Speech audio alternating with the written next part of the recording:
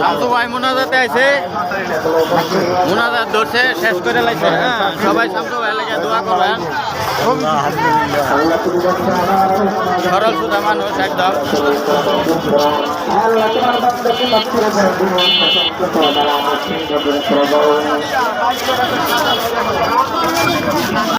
কাবা ঘরের একজন কালো ইমাম আছে, নাম ইমাম আল কালবানি।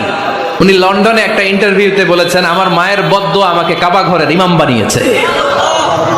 লন্ডনে একটা কনফারেন্সে উনি ইন্টারভিউ দিচ্ছিলেন। ওনাকে বলা হলো, কাবার সব ইমাম সাদা ইমাম, আপনি কালো মানুষ, কেমনি ইমাম হইলেন? উনি বললেন, আমার মায়ের বদ্দুয়া আজকে আমাকে কাবা ঘরের ইমাম বানিয়েছে। উনি বললেন, আমি ছোট্টবেলা অনেক বদের হাট দিছিলাম, আমার মতো দুষ্ট আমার এলাকায় কোনো ছেলে ছিল না। মানুষের গালাগালি, মারামারি, দুষ্টামি, ভাঙচুর, চেঁচামেচি, চিৎকার, বিশৃঙ্খলা আমার মতো কেউ বেশি করতে পারতো না।